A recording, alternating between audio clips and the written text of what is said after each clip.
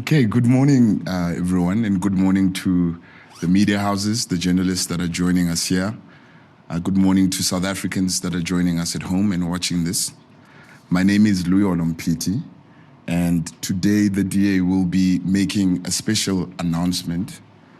Joining me for this particular announcement is Dr. Ivan Meyer, who is the DA Federal Chairperson of the party. I also have the DA Head of Policy, Matthew Cuthbert. Also with me is Alexandra Abrams, who is the spokesperson of social development in Parliament. We will be making this announcement off the cuff of years of South Africans facing disparities from this economy, South Africans facing the brunt of failure and corruption for the past 30 years. And we believe that today this announcement is a step in the right way to help South Africans in our country. I would like to ask Alexandra Abrams to give us an address and share their inputs on this announcement. Thank you very much.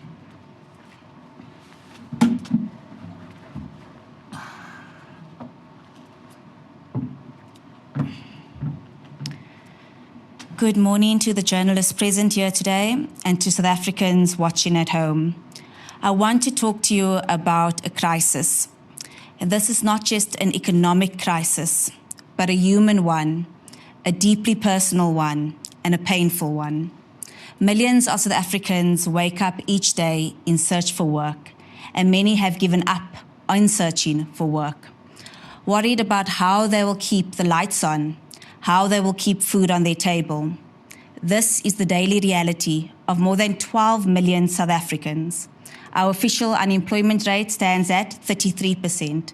Our youth unemployment rate stands at 46%. That is not just a statistic. That is your brother, your sister, your neighbor, and your child. That is the young woman with a diploma in hand, handing out CVs and after 2 years, still unemployed. South Africa has become a country where the hope of a job dies quietly, in queues, in homes, and in silence. And that is not just young people. It is mothers and fathers. It is grandparents who are supporting entire households on their pensions and on their old age grants, as they watch the cost of their groceries go up for fewer items each month. This is not just a jobs crisis, it is a dignity crisis, because without work, you lose more than just an income. You lose your pride, your independence, your sense of self-worth. Over 28 million South Africans now depend on a social grant. That's almost half of our country's population. This figure should be higher, but many who are eligible to receive a social grant struggle to access it due to logistics, such as high transport costs to get to a SASSA office to apply, or with a 370 grant stuck in an appeals process forever pending. No parent can raise a child on 560 Rand for a child support grant, and no young person dreams of queuing for a 370 Rand. These grants are important, and it keeps people from starving, but it is not a future, and it is not dignity. The real tragedy of our economy, the real face of poverty, it's our children. 28.8%, or 1 in every 4 children under the age of 5 in our country is stunted due to chronic malnutrition. That means children are growing up with permanent developmental challenges because they are not getting enough to eat. In a Food for Thought Reflections on Food Insecurity report, 23% of households are in severe food poverty. That's not just a little hungry. That's they do not know where their next meal is coming from. In just the first 4 months of this year, 4,759 children were admitted to public hospitals with moderate or severe acute malnutrition. In the past 18 months, 973 children under 5 years of age died with severe acute malnutrition as the underlying causes in our public facilities. This was revealed in the South African Human Rights Commission subpoena hearings earlier in September. In a country rich with resources, how do we allow children to go hungry, robbed of their potential? How did we allow 973 children to die without consequence? We are not just losing jobs, we are losing futures and we are losing lives. This is not normal, and this is the direct result of failed economic policies that cater to a few while leaving the millions of South Africans stuck in generational poverty. Last week, I was in the Ilembe district of KZN with the Portfolio Committee of Social Development. In Mandini, we had a public meeting. The Lindiwe Shabalala Hall was full of people from various ages. All spoke of their pain and suffering due to unemployment and poverty. There was a grown woman who is a qualified teacher who broke down in tears because her mother passed without her ever seeing her hold a job. There was a qualified social worker who told us how difficult it is to encourage the youth to study further when they turn to her and say, "But you studied and you unemployed, so what is the point?" A father whose pain and anger silenced the hall and brought officials to tears. His story is one of many. He got retrenched and never found work again. His wife died and left him to raise children, girls. He tells his girls every day that whatever you need, even if it's sanitary pads, you come to me. And his reason was he doesn't want his girls to go and sell their bodies to support for basic necessities that a father is meant to supply. Questioning why his brothers and friends died in the struggle when him and everyone in that room is still struggling today. We visited a rural village in Ishawe and told of a home where a husband hits his wife. The community later found out that home has no food. A husband angry and frustrated because he cannot provide. Not an excuse, but the reality in many homes. That village has since adopted a one home, one food garden policy. Another father told us how he hated us. He hated politicians, he hated parliament, he hated government. Why? Because he doesn't have work to provide for his family. Because 30 years into democracy, the promise of dignity for all has not materialized for all. This hate and discontent is growing, and we see it at the ballot boxes. South Africans have had enough of watching the politically connected few get rich. They want a government that puts jobs at the center of everything. And they want policies that support businesses and not strangle them. They want the doors of opportunity to be open for everyone to have a fair shot.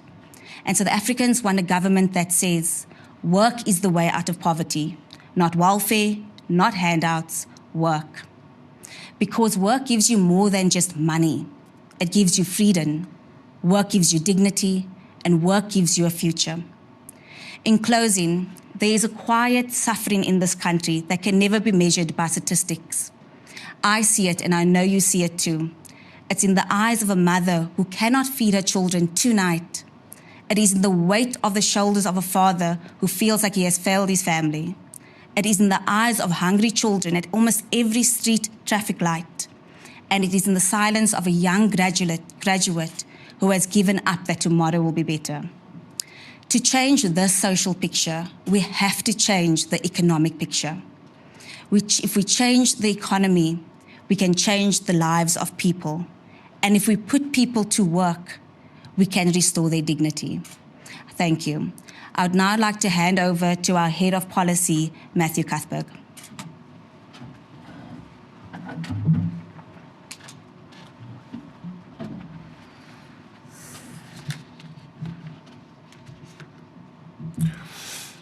Good morning, South Africans, members of the media and colleagues. Since launching the Democratic Alliance's plan to turbocharge the economy 2 months ago, in which we highlighted key roadblocks to growth and job creation, we now present the Economic Inclusion for All Bill. This bill aims to replace years of ineffective ANC empowerment policies that have left the vast majority of South Africans unemployed, impoverished, and hopeless. Around 44 million of our citizens are stuck in poverty. 12 million are stranded in unemployment queues, and our country remains the most unequal place on earth. This is not the inclusive country we envisioned building when we lined up to vote on the 27th of April, 1994. Since the ANC's BEE policy was first introduced in 2003, conditions have significantly worsened for the people it claims to represent. The unemployment rate for Black South Africans was 36% in the last quarter of 2024, compared to 7% amongst white South Africans. From 2014 to 2024, the Black unemployment rate increased by 9 percentage points, while the white unemployment rate decreased by 1%. According to the March 2025 Household Affordability Index, approximately 64% of Black South Africans are living below the upper bound poverty line of R1,634 per person per month. This means that nearly 30 million Black South Africans are trapped in poverty out of a total population of 52 million. Instead of redressing the injustices of the past, this policy has created a feeding trough for ANC cadres who have benefited at the expense of the poor and the vulnerable. According to Professor William Gumede of the Wits School of Governance, conservatively 1 trillion rand has been moved between under 100 people since 1994. The same people have been empowered and re-empowered over and over again.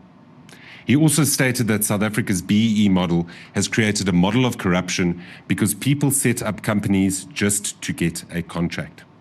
Perhaps the most notorious example of this disastrous policy is the 54 billion rand locomotive procurement scandal, which was investigated by the Zondo Commission into State Capture, which revealed just the extent of how political connections enable widespread corruption and looting. In this particular case, Transnet unlawfully inflated the price of a 2014 contract to procure 1,064 locomotives from 39 billion rand to 54 billion rand in order to favor Chinese suppliers and channel over 6 billion rand in kickbacks to Gupta-linked companies under the pretense of transformation. The BEE model has become a key driver of corruption within our society. We have witnessed this in the wide-scale looting of approximately 2 billion rand from Tembisa Hospital and the murder of Ekurhuleni Metropolitan Municipality's chief auditor, Mpho Mafole, after submitting a scathing report relating to 1.8 billion rand in chemical toilet tenders. This clearly demonstrates how successive ANC administrations have failed to address the root causes of inequality by implementing crude race-based procurement policies to benefit themselves at the expense of the people. The DA is firmly committed to redressing the injustices of the past by removing all barriers to accessing economic opportunities and delivering real empowerment for all South Africans. Our Economic Inclusion Bill for All seeks to amend the Public Procurement Amendment Act of 2024 to repeal all race-based preferential procurement provisions and replace them with a real empowerment system that targets poverty as a proxy for disadvantage instead of race. This bill aims to create a public procurement system that encourages genuine economic empowerment by offering incentives for tangible developmental outcomes such as job creation, poverty reduction, skills enhancement, and environmentally sustainable practices. We aim to reform South Africa's public procurement framework by aligning it with Section 217 of the Constitution, which governs public procurement. And this requires that all state organs must contract for goods and services in a system that is fair, in a system that is equitable, transparent, competitive, and cost-effective. Our alternative model aligns with the 17 United Nations Sustainable Development Goals, which serve as a universal call to action for government, business, and civil society to end poverty, address inequality, and create a pathway towards sustainable economic growth by 2030. The bill removes provisions for set-asides, pre-qualification criteria, subcontracting conditions, and local content designations. and replacing these measures with an outcomes-driven system centered on inclusive development and value-for-money procurement. Furthermore, the transitional measures in the bill include the winding down of the BEE Commission over 12 months and the systematic removal of references to BEE across legislation. To give effect to this change, the bill empowers the Minister of Trade, Industry and Competition to develop a simplified preference point system based on suppliers' demonstrated contributions to inclusive development and social impact. The DA's alternative scorecard comprises 3 components. Firstly, value for money. Secondly, economic inclusion. And thirdly, disqualification criteria. The value for money component assesses cost effectiveness, technical capacity, and the reliability of bidders, which accounts for 80%. The economic inclusion component assesses bidders' demonstrable contributions to the SDGs across 5 key categories, such as human development, economic empowerment, environmental sustainability, inclusive communities, and a mixed impact option, which accounts for 20%. The disqualification criteria excludes bidders if there is a proven record of fraud, corruption, or misrepresentation. Instead of granting nominal ownership of foreign and local businesses to ANC cadres, the DA's alternative aims to empower all South Africans who lack access to economic opportunities by focusing on the following: human development activities such as feeding schemes, scholarships, and early childhood development; economic empowerment activities, including local hiring, small business development, and women's empowerment initiatives; environmental sustainability projects such as renewable energy, recycling, and reforestation investments; and lastly, inclusive community and governance initiatives like legal aid centers, urban greening, and NGO partnerships. I want to tell you today that the DA's approach to empowerment fundamentally differs from that of the ANC. While the ANC's policy is exclusive to cadres, the DA's policy demands no political connections. Under the ANC, race is the sole criterion, whereas the DA emphasizes needs-based empowerment. The ANC encourages fronting culture, while the DA promotes social impact and value for money in procurement. And while the ANC continues to exclude small businesses, the DA considers small businesses vital partners in the fight against unemployment. So while the ANC is preoccupied with increasing red tape and compliance, the DA seeks to reduce red tape, boost social investment, and foster economic growth. Despite growing evidence of BEE's failures, the ANC continues to defend it because of their vested interests. One only needs to look at their president and much of their senior leadership to realize this. This is why the DA is using its position in the government of national unity and parliament to oppose this harmful policy and promote genuine empowerment that uplifts the disadvantaged, unlocks opportunity, and delivers prosperity. The DA may be in coalition with the ANC in government, but that doesn't mean that we need to agree with them all the time. We are in the GNU to represent the interests of all South Africans, and we will not relent. As a party that cares deeply for our country and its people, it angers us to see how the ANC has used state resources to line its pockets instead of delivering much-needed services and upliftment to the people. But it doesn't have to be this way. By strengthening the DA's hand in government, we can bring good governance to more national departments, deliver services, and create a more prosperous South Africa for all. So join us in our fight against elite enrichment to promote a policy that aims to redress the injustices of the past, turbocharge our economy, and create jobs. Achieving economic inclusion for all is within our reach, and today marks the start of that journey. So get behind our bill and help us dismantle this exclusionary system that has prioritized ANC cadres over the people of our nation. South Africa deserves better, and under a DA-led government, they will get it. It is now incumbent upon the ANC to recognize that its failed policies no longer enjoy the same public support as they did before. South Africans seek genuine empowerment rather than trickle-down redress. And therefore, we formally call on the ANC to do the right thing by prioritizing the needs of the poor and the vulnerable instead of their cadres. I thank you. I would now like to hand over to our federal chairperson, Dr. Ivan Meyer. Thank you, Nick.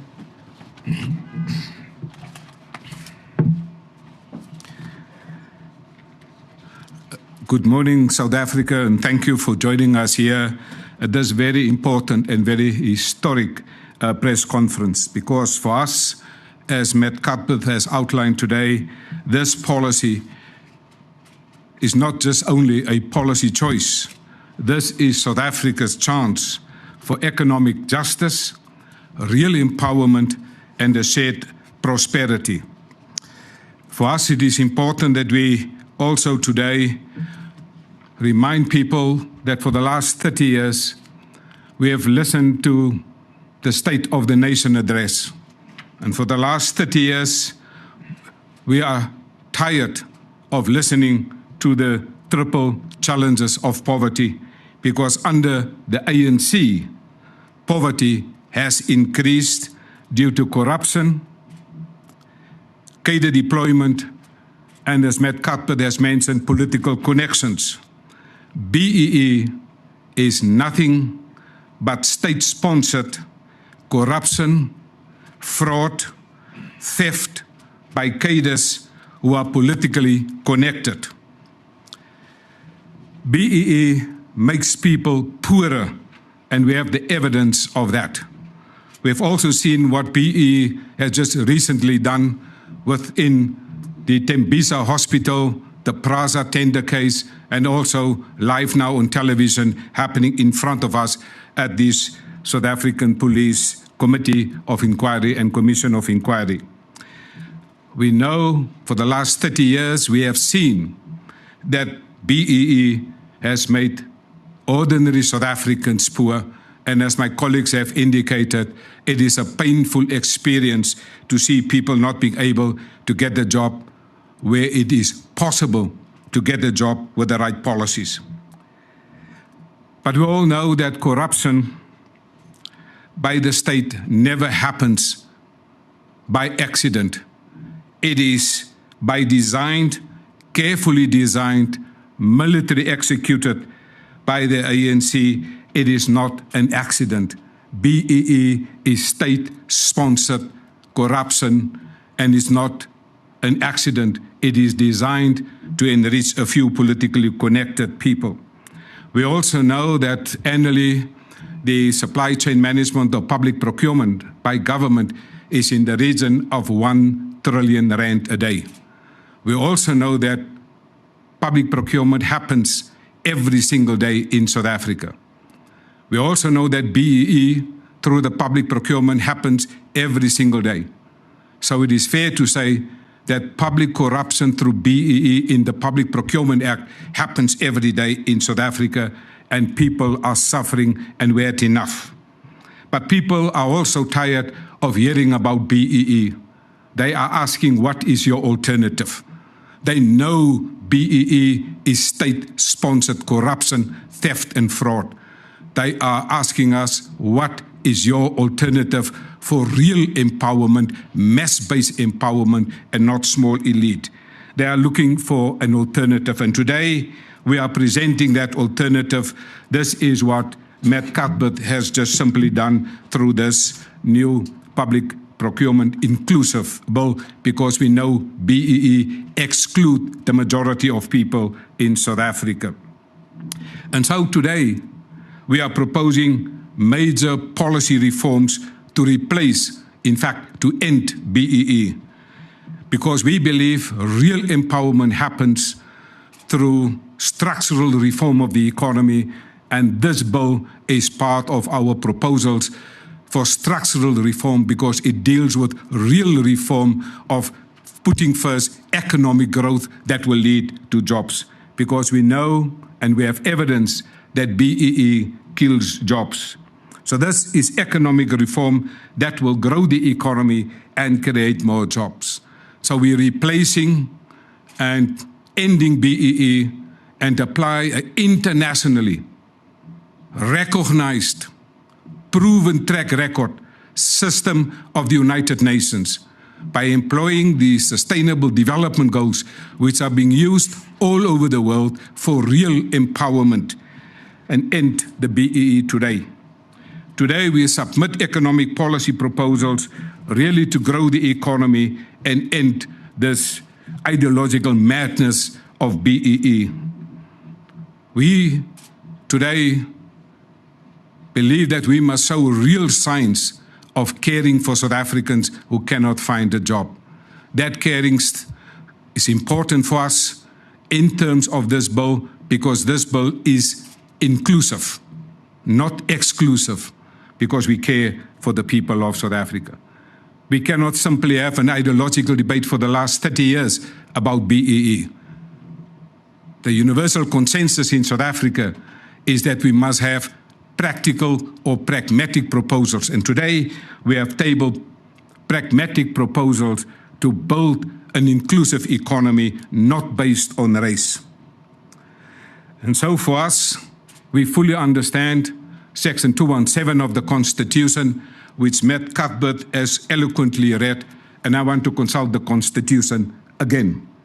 It says, when an organ of state in a national, provincial, or local sphere of government or any other institution identified in national legislation contracts for goods and services, it must do so in accordance with a system that is equitable, that is transparent, that is competitive, and that is cost-effective. Our proposals are in line with the provisions of the Constitution. BEE is not in line with the provisions of the Constitution in terms of the provisions of Section 217 of the Constitution. And that's why the Western Cape government, a DA-led government, has taken the Public Procurement Act to the Constitutional Court. I have received confirmation that the Constitutional Court has received our application. Our affidavit has been sent to the relevant people, and they are having time until the 27th of November to reply to that affidavit.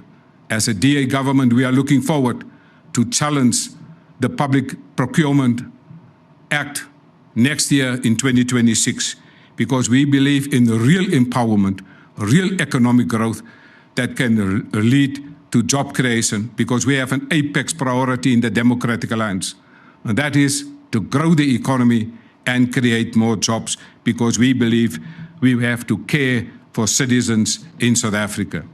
Today is not an ordinary press conference.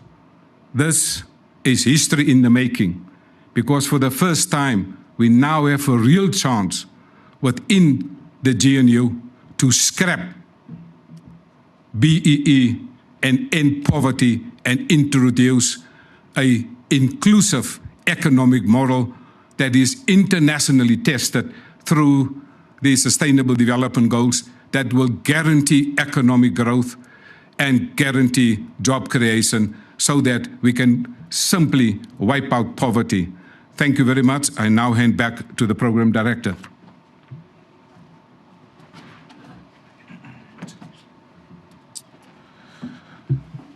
Thank you very much, Dr. Mayor, and to colleagues, Matthew Cuthbert, as well as Alexandra Abrams. Colleagues, we are going to request, if there are a round of a Q&A for our panelists or our guests who are with me here on stage. So may I just ask that we start off with 3 questions for the first round, and one, indicate who the question is being directed to, and secondly, to indicate where we are, which media house we are also from, so that we can give that opportunity, and then we'll take it from there. So we'll start with the first 3 hands. Usamkelo, Putmoloto, and then Usisipa. So the first 3, and then we'll hand over to the responses. Thank you very much. Samkele Masego from the SABC. My question is directed to the head of policy, Matt Cuthbert. The Economic Inclusion Bill, it speaks nothing about ownership, management control, and equity participation, because those are what actually speaks to the structural reforms, where we've seen a large number of South Africans whom were economically deprived in the past still are not properly and equitably represented within the ownership patterns of the economy of the country, and also the management roles, particularly if you look at the financial sector of the country, which is still largely white Afrikaner male dominated. Thank you. Thank you, Moloko Moloto from ENC. From what I'm hearing you to be saying, it seems the sore point here, particularly in the implementation of BBBEE, is corruption.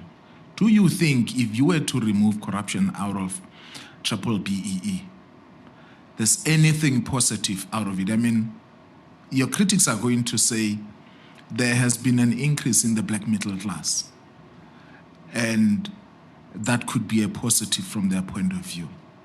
I also want to understand, what do you mean, expand there, when you say BEE is killing jobs?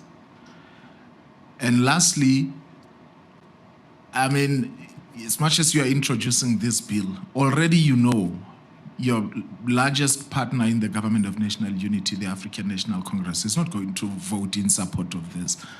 What's the point of introducing a legislation which you know already that in terms of the numbers voting in the plenary, it's not going to be supported? Thank you. The lost hand. Good morning. My name is Thando Maeko, and I am from the Business Day. Just to the head of policy, Matthew, just how does the DA plan to get its proposed amendments to the public procurement bill to pass through Parliament? Just touching on Moluko's question again, considering that the largest party in Parliament, the ANC, is unlikely to support the proposals.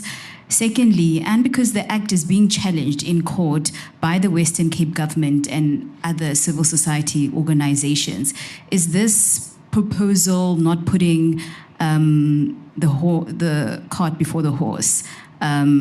Because should you not wait for the court processes to unfold before these proposals? Thanks. Thank you very much. I'll hand over to Matt. Thank you. You know, it's not a DA press conference unless we have Samkelo and Moloto asking very easy questions, of which we greatly appreciate. But nonetheless, thank you very much for the questions, and I endeavor to give you the best answers that I can. And if you want to do a follow-up afterwards, then we are more than happy to do that. So if we specifically look at ownership controls and the way in which this has functioned, and particularly since the advent of BEE, because we must understand the genesis of BEE was in essence big bite business looking for political entrepreneurs within the ANC in order to maintain the status quo. And this is largely why we found so many South Africans locked out of opportunity. So simply, you know, shuffling the deck chairs on the Titanic by trying to give over shares or give over ownership to a company when it is in essence being used as a method for fronting doesn't actually filter down in the way in which the ANC purports it to do. This is why we sit with a black unemployment rate that is significantly higher than other population groups. We sit with a poverty rate that is significantly higher than other population groups. And there's also a disparity within black South Africans in terms of inequality, and the inequality between those in the lower rungs of the LSM versus those in the top of the LSM. So therefore, this model has failed by simply trying to buy out political entrepreneurs instead of getting real development and economic inclusion on the ground. And if you go through the document itself, you will see that there are a wide range of measures to bring small businesses into the value chain, to make sure that they have the necessary infrastructure and the necessary support so that they are able to expand their businesses and not just simply be employees. And that's fundamentally what we need to do in order to be able to create a more just and a more equal South Africa, is to get more people into economic opportunity and allow them to climb up the ladder of social mobility so that they can also live lives of their choosing and lives of meaning. And that's what I think fundamentally differs. Maybe to add further to that, if we look at the equity equivalent, right, which still uses race as its metric, it focuses on several of the initiatives which we have in fact included in the Economic Inclusion for All Bill scorecard. And I think that those are real tangible ways that communities can feel the impact of the businesses in which they operate or that operate within their communities, as opposed to just nominally putting somebody up on a board and saying, well, I've contributed towards transformation. We've seen time and time again in examples of ANC politicians who have benefited by being awarded shares or by being awarded ownership control of a particular business, and it's never ever filtered down. And that's fundamentally where we find there to be a specific issue. And onto Moloto's point regarding, removing the corruption from BE, I'm going to go back to my answer to Samkelo. The whole system was designed as a stitch-up. It was literally a group of big white businessmen sitting in a room with ANC political entrepreneurs. There's many accounts of this that are available on public record, where they set up the system because it was an easy way for them to subvert the exchange controls process and at the same time try and maintain the status quo for big business by simply buying out politicians. It wasn't included in the Freedom Charter. It wasn't included in any other ANC documentation prior to its implementation. This was a creation of big white business itself. And somehow the ANC have very effectively over the years been able to, shall we say, co-opt this into a narrative that they are serious about redressing the injustices of the past. And I think that that's a critical point that we often miss.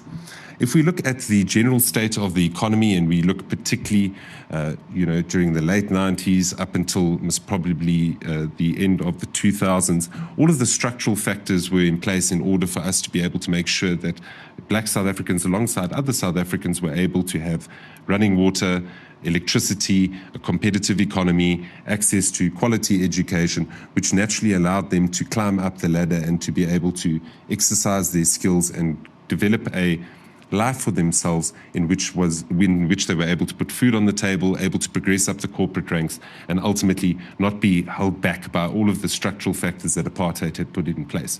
So I don't think that we must look at these things in isolation, because there are a number of factors. I mean, the economy was growing at 5% at the time because of prudent economic policy, and we must not ascribe the success of the black middle class necessarily to BE, because there's a number of other economic factors that are at play.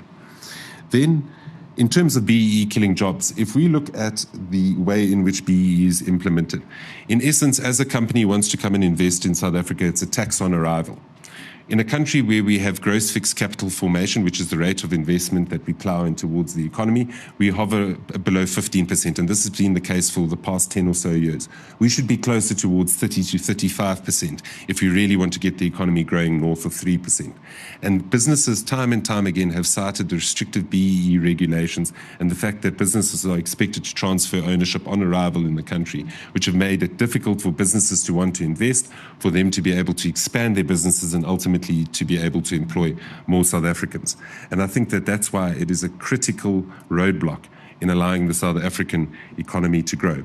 We also know that there's a World Bank study which was produced approximately 2 or 3 years ago that shows that the BEE provisions in the original Public Procurement Act accounted for losses of approximately 70 to 80 billion rand because there was overinflation on tenders. You were paying 10,000 rand, and I use this hypothetically, for skinny jeans, as opposed to making sure that you focus on procuring PPE equipment.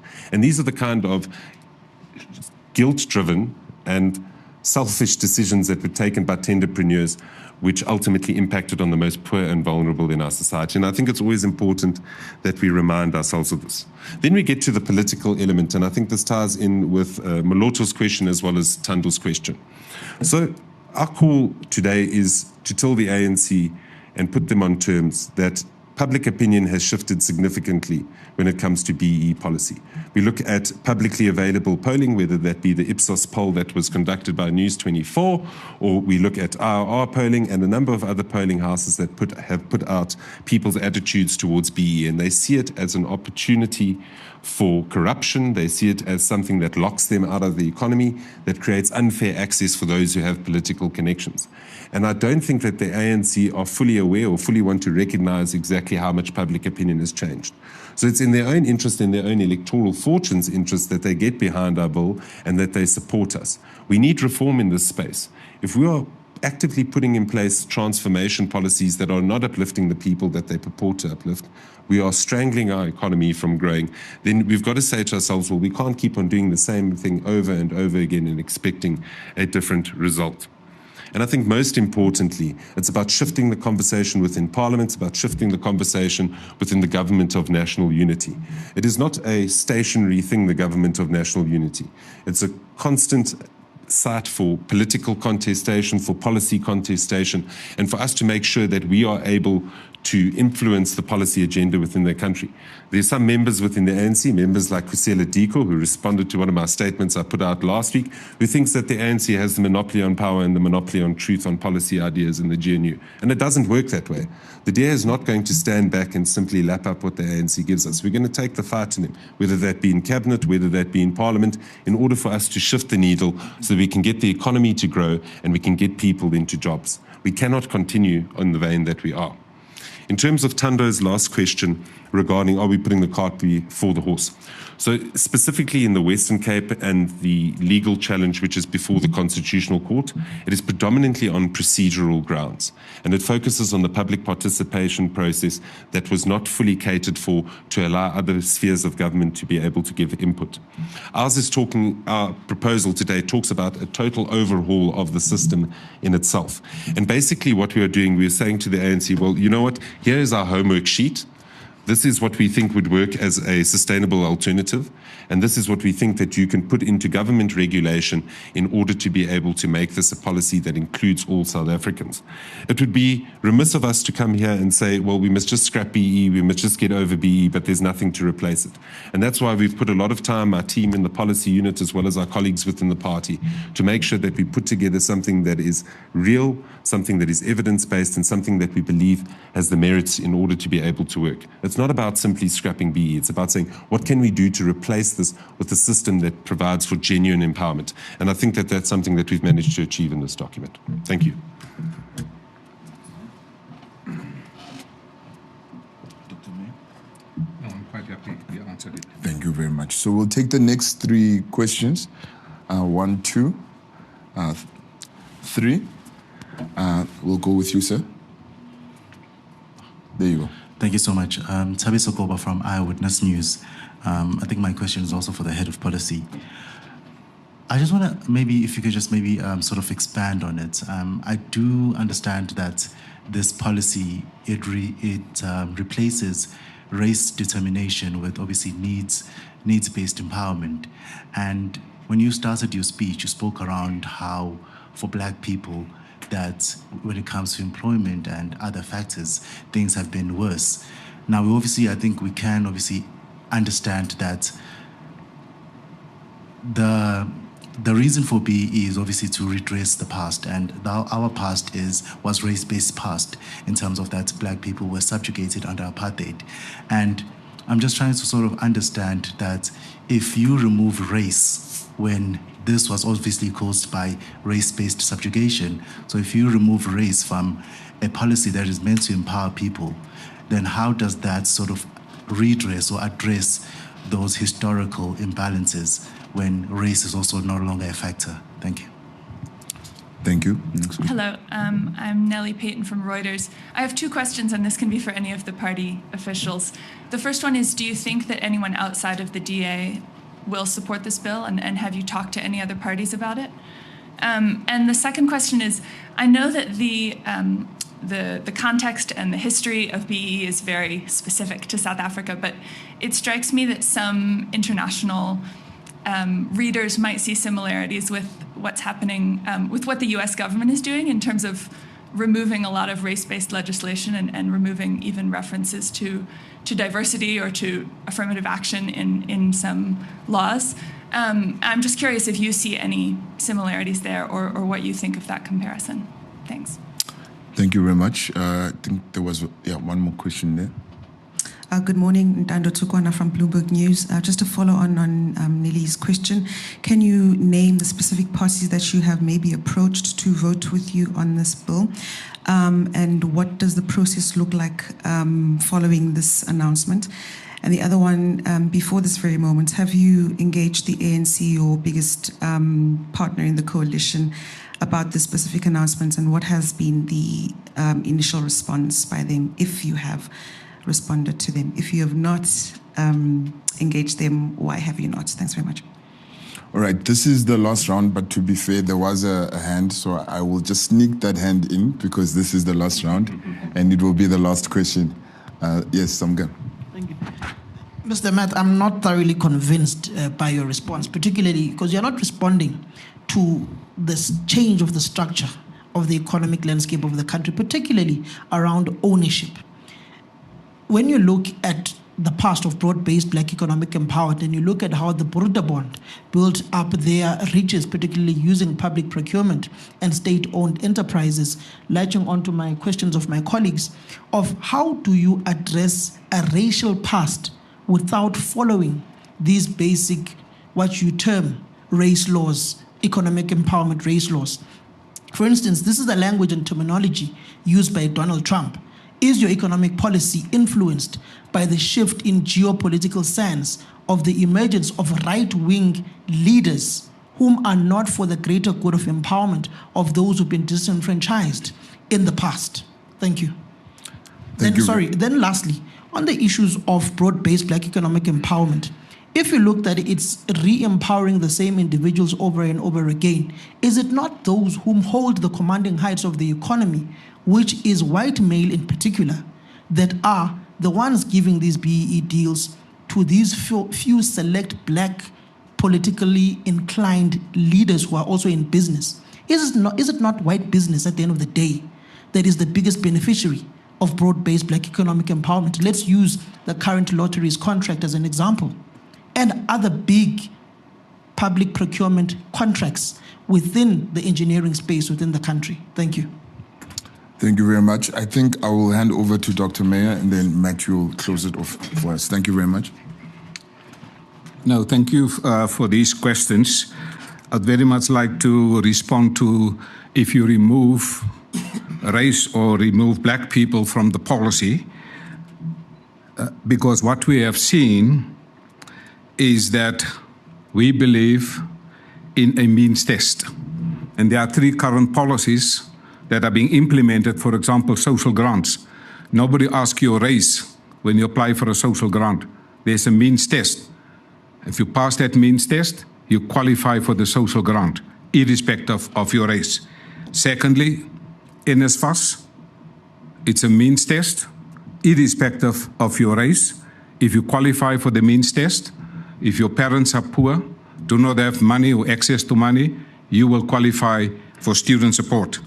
Well, in the Western Cape, where I'm the MEC for agriculture, when there's drought, I go and do drought assessment, veld assessment.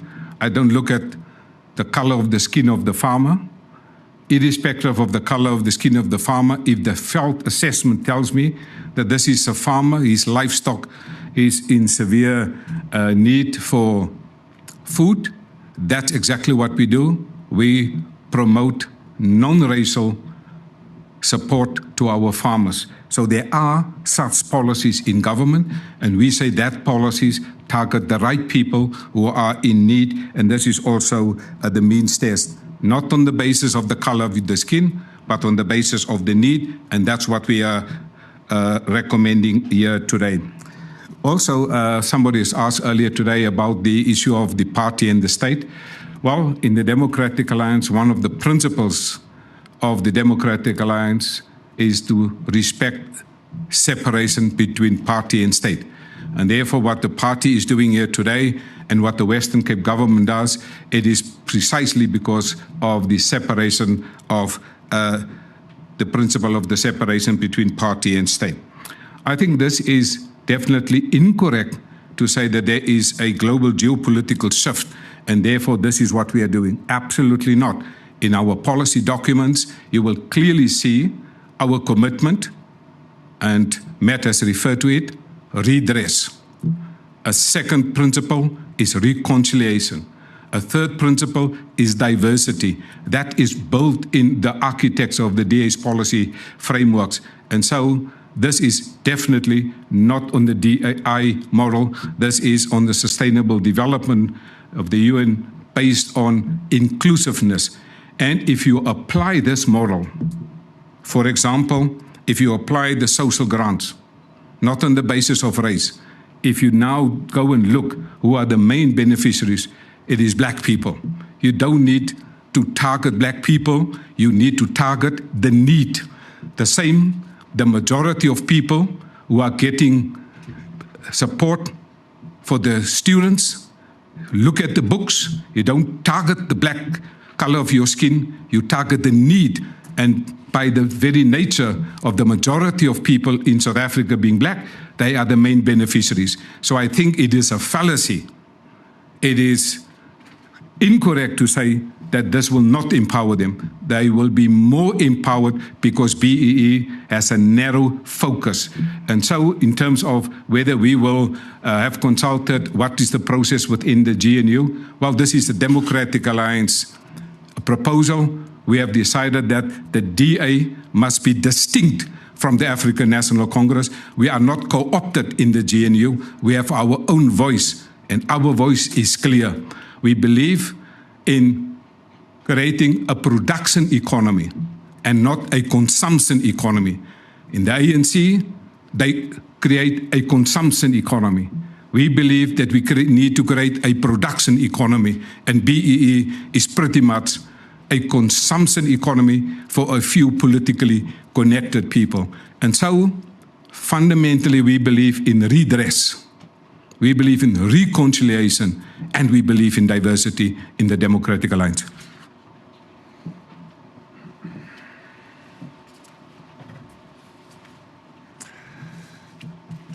Thanks very much for the second round of questions. I think that Dr. Meyer has touched on several of them, so I'll add some light touches there afterwards. I think also just to be categoric, we are a centrist party. I wouldn't consider President Trump's Republican Party to be a centrist party. And as Dr. Meyer said, we have a number of key principles and values such as non-racialism, diversity, redress, which we are firmly committed to as a party. It's why we are the most diverse party in South Africa. And we remain true to those particular values. We are not trying to copycat some rather conservative policies which have been taken in the US and which have been done in a political context in which there's been a backlash against too much state involvement. And I think it's important never to think that the Democratic Alliance is synonymous with the Republican Party. We are not. I think specifically around the process that we have followed. In our launching of the Turbocharge the Economy plan 2 months ago, we indicated that we would be bringing legislation. So I think the ANC are well versed that this is coming. We've not had any one-to-one engagements. And the notice of intention for the bill to be introduced was only released on Friday, and it will now go through a full parliamentary process. It's probably starting off with the first reading debate, which we will be requesting, and then there will be a motion of desirability that will appear before Parliament, and that will determine the course of the bill thereafter. And as I said, fundamentally, this is something that we are going to raise within the cabinet and within the government of national unity every time we start talking about transformation and economic empowerment policy. And it's not something that is simply going to evaporate into the ether once we've launched this bill. This is something we believe is a policy change that needs to take place, and we will continue advocating for the position that we've put before you today and making sure that we can start shifting the needle. I think also what's quite important and has been a notable change following President Ramaphosa as well as Minister Steenhuisen's engagement in the US was the policy directive that came from Minister Solly Malatsi regarding equity equivalence, right, which also doesn't have an ownership element to it. Just to point that out, Samkelo, is that there is definitely some realization, I think, even within the ANC itself, that the way in which transformation policy has been implemented in this country over the last 20 or so years has failed to attract the kind of investment into the key sectors that we need in order to be able to grow the economy and create jobs. And I think it's about just making sure that we force that door open and that we make sure that this is a critical policy issue that is on the table in order to ensure that we are changing things for the better rather than just maintaining the status quo. And it'll be interesting to see whether or not we get a tweet from the Secretary General of the ANC, Fikile Mbalula. I'm sure once you've put something onto Twitter later on today, then we should see some sort of response, because it seems as if they're the only people who are out there willing to defend their own policy these days. And I think there was a funny remark that was made several months ago where they said, well, why aren't business and why aren't beneficiaries of BEE coming out to support BEE in the way in which they did in the past? And I think that just shows you how much credibility this particular policy proposal lacks. So it's important that we continue continue the fight, and we look forward to the ANC's response, and we hope that they welcome it and that they want to have a conversation with us around this, because ultimately we are both here to serve South Africans. It's important that we put South Africans first, ahead of our own narrow political parties' interests. And fundamentally, the last message which I would like to share today is that this is not a case of us trying to repeat apartheid or trying to do what was done under the apartheid government led by the National Party and the Broederbond. Fundamentally, we are talking about an inclusive South Africa. In inclusive South Africa, where regardless of the circumstances of your birth, you have the same level of opportunity. Whether you live in Sandton, whether you live in Alexandra, you should be able to get access to proper schooling. You should get proper access to healthcare. You must ensure that you are also able to live a life of meaning, and that the circumstances of your birth don't trap you in poverty and unemployment. And this is the key message that we are getting out to South Africans today, is that the DA is the only party that is for all, and we are the only party that wants to make sure that we have an inclusive economy that creates jobs, generates growth, and allows each and every South African in this country to live a prosperous life. I thank you. Thank you very much. I would like to thank everybody's presence for joining us here today. I think today is it's a landmark day for us as a party, and we're very grateful that we're able to share this with South Africans, because we do believe that if indeed BEE was working for South Africans, we would not, in fact, be dealing with the economic challenges that we have in this country and the joblessness that South Africans continue to face. So we have to try something new. We have to look at new ways to help South Africans. And I think the policy that is being put forth here is for South Africans and to better the lives of South Africans. With that, I'd like to thank all the media houses who have joined us and thank South Africans at home who have stayed with us during this particular press briefing. Thank you very much. We are concluded. Thank you.